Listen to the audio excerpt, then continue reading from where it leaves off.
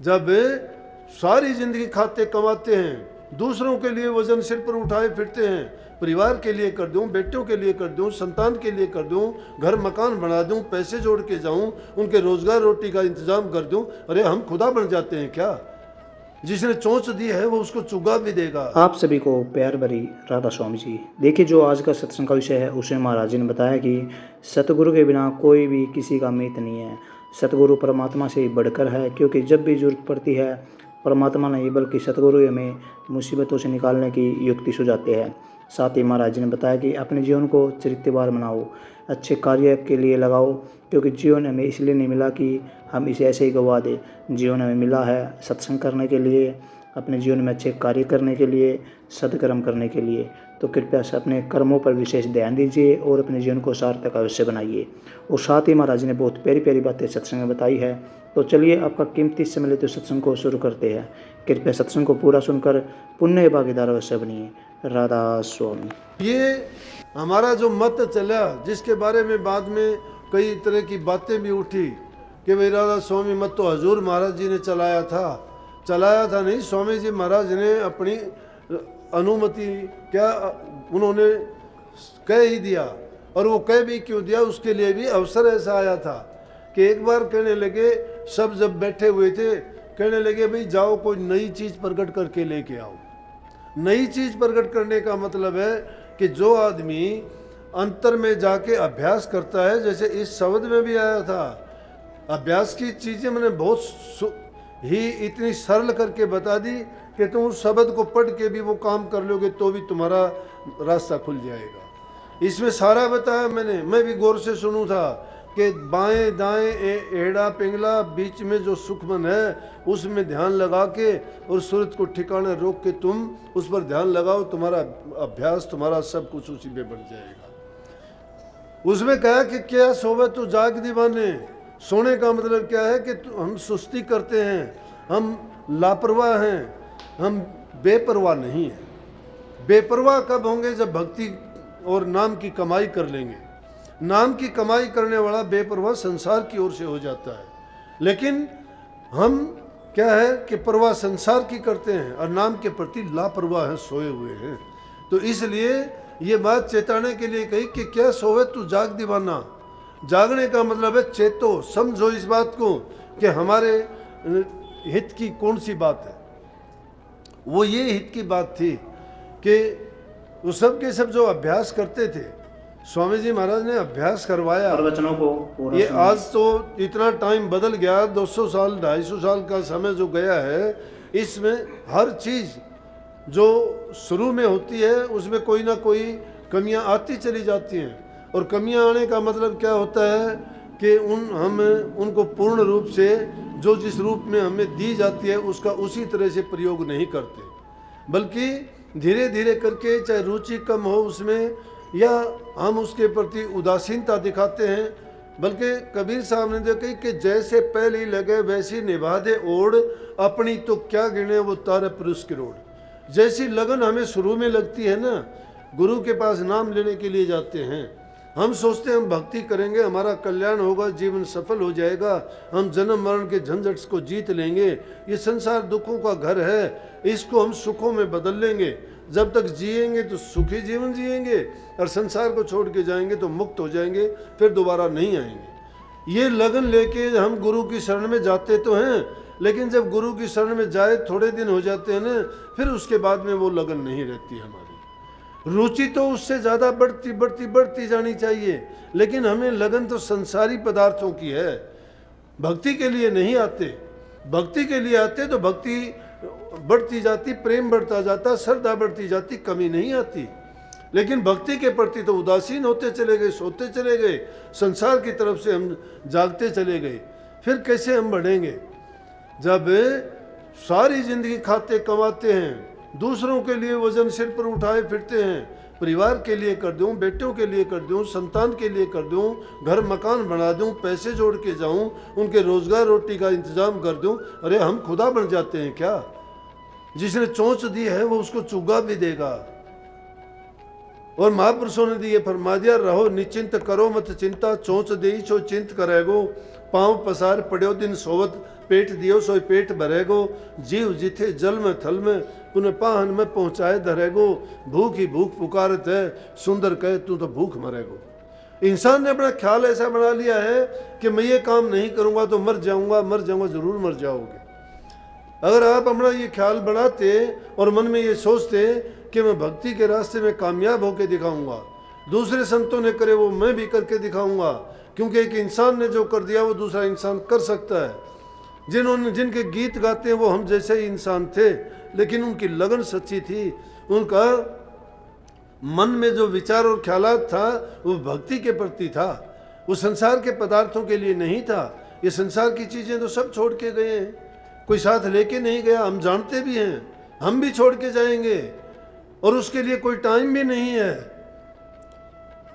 परमात्मा का दरवाज़ा खुला है, वो तो खुला बुलाता है कि आओ आओ, लेकिन उसकी ओर तो हम जाना नहीं चाहते और दुनियादारी के जो पाप कर्म है उनमें रोजाना पछते रहते हैं, लेकिन उस पाप के कर्म में फंस के जीवन को बर्बाद कर देंगे, क्या लेके जाओगे?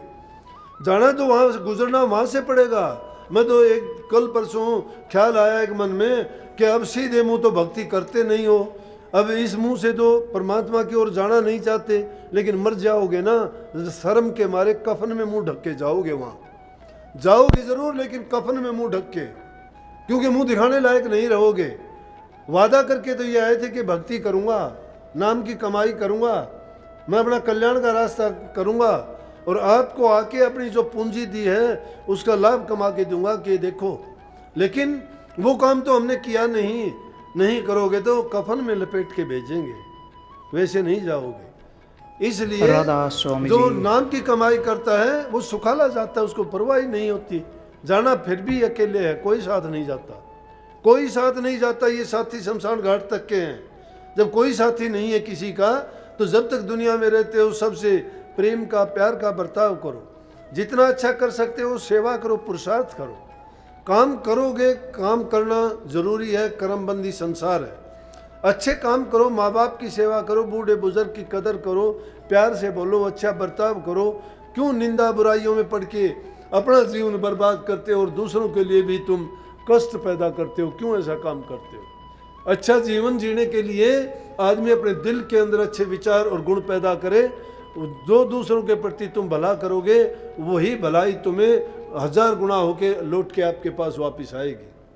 तो बात तो मैं हजूर महाराज जी की कहूँ था कि स्वामी जी महाराज ने कहा कि जाओ कोई नई चीज़ प्रकट करके आओ, तो सब के सब ध्यान में बैठे थे और हजूर महाराज जी आके कहने लगे कि जी मैं बताऊं कि आप जो कहते हो कि सतनाम अनामी है, वहाँ तो राधा स्वामी नाम है, वहाँ तो राधा स्वामी नाम है, राधा माता जी का नाम था। और स्वामी जी महाराज को स्वामी जी कहते थे। बाद में तो लोगों ने जो है कुछ का कुछ, आलोचकों ने क्या क्या बमंडर मचाया, कहने लगे राधा स्वामी मत तो एक स्त्री और एक आदमी का नाम है, आगरा में रहने वाले हैं, औरत का नाम राधा है, उसके घरवाले का नाम स्वामी है, ये तो परमात्मा का नाम छुटा दिया, भक्ति को जानते ही नहीं है और उस आदमी और लुगाई के नाम को जपने को कहते हैं। वो नाम हजूर महाराज जी ने प्रकट किया था। तो जब उन्होंने हजूर महाराज जी ने कहा कि वहाँ राधा स्वामी नाम की धुनी है, आप तो कहते हो कि सतनाम अनामी की है, तो स्वामी जी महाराज हंसने लगे और कहने लगे कि हाँ ठीक कहते हो, आप भी ठीक कहते हो। कहने का मतलब ये था कि जो बात वो अपने मुंह से नहीं कहना चाहते थे वो हजूर महाराज जी के मुंह से कहलवा दी। और तब उन्होंने कहा कि भाई मैं तो ये काम मैं ये करता था, करता हूँ नहीं, मेरा जाप सतनाम अनामी का था, लेकिन राधा स्वामी नाम हजूर महाराज जी ने प्रकट किया है और इसको भी चलने देना। तो उसके बाद राधा स्वामी नाम चला है। जितने भी ग्रंथ लिखे, सार वचन दोनों भाग, गद्य भी और पद भी जो लिखे, वो राधा स्वामी नाम के, हर वाणी में राधा स्वामी, कितनी बार राधा स्वामी, बल्कि दूसरे भी लेखों में देखोगे तो किसी में तो प्रकट रूप में, किसी में गुप्त रूप में स्पष्ट इन बातों की ओर इशारा किया है कि जिसमें राधा स्वामी नाम की ही भक्ति बताई है। कबीर साहब की कही है कबीर धारा अगम की सतगुरु दी, बताता है उल्ट सुमन कर स्वामी संग मिला, है कि नहीं? कबीर धारा अगम की, कि धारा जो अगम से आई थी उसको उल्टो राधा बन गई।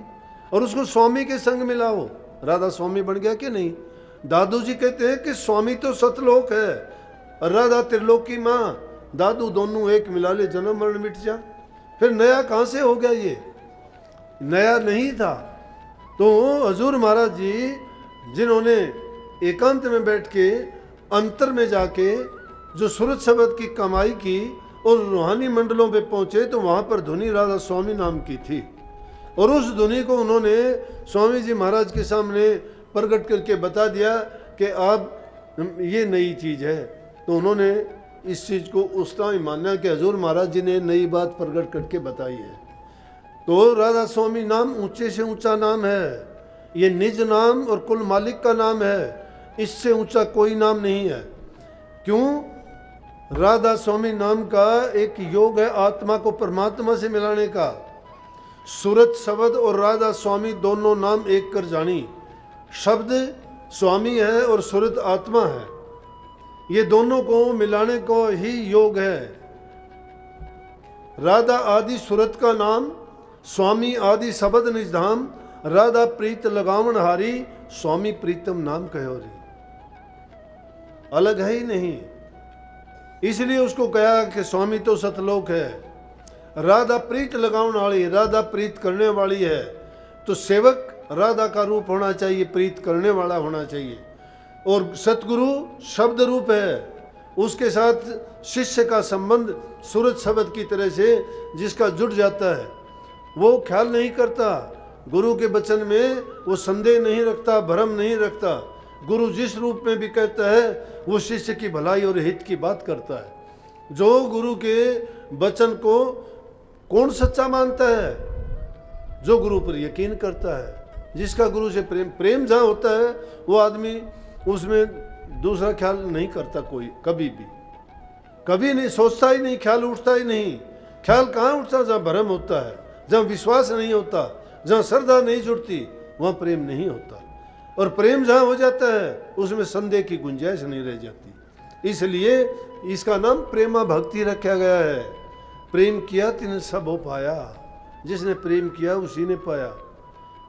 अब हमें करना क्या चाहिए कि जो आदमी सेवा करता है, बूढ़े बुजुर्ग की इज्जत कदर करता है, घरों में प्यार प्रेम रखता है, वाणी से किसी को गलत नहीं बोलता, ये शास्त्र की बात है, मैं नहीं कहता। हमारे शास्त्र यही कहते हैं कि तन से सेवा करो, मन से प्रभु के नाम का भजन करो, धन से दान पुण्य करो। तीन तरह से ही जीव का कल्याण बताया कि तन पवित्र सेवा किए, धन पवित्र किए दान, मन पवित्र हरि सुमन से त्रिविध हो कल्याण। कि तीन चीज़ों से ही कल्याण होगा। लेकिन मन की मैल ना रखो, बाहर के शरीर की जो सफाई करते हो, अच्छे उजले कपड़े पहनते हो, अच्छा स्वादिष्ट भोजन खाने पर जोर देते हो, तो कभी इस मैले मन को भी धोने का प्रयास किया करो। और उस मन की धुलाई होगी प्रभु के नाम से। गुरु ने जो आपको नाम की बख्शिश की है, उस नाम की कमाई करते चले जाओगे तो हृदय के पाप कर्म धुलते चले जाएंगे। लेकिन जब तक कपट, घट में कपट भरा है, तब तक भक्ति किसी काम की नहीं है। अगर कभी भूले से 2-4 मिनट के लिए नाम का चिंतन या सुमरण भी करोगे, वो शक्ति उस कपट को, बेईमानी को, बुरे ख्यालात को ही मिलेगी। पहले उन बुरे ख्यालात को दिल से निकालो। जो होने वाली चीज है उसको तुम बदल सकते हो, लेकिन बदली किस चीज से होगी? जब तुम्हारे पास वो ताकत होगी। ताकत कहाँ से मिलेगी? नाम की कमाई से मिलेगी। नाम की कमाई करने के लिए नित्य प्रति, चाहे कितने भी जरूरी काम क्यों न हो, नाम से बढ़ के कोई जरूरी काम नहीं है। उसके लिए जरूर समय निकालो।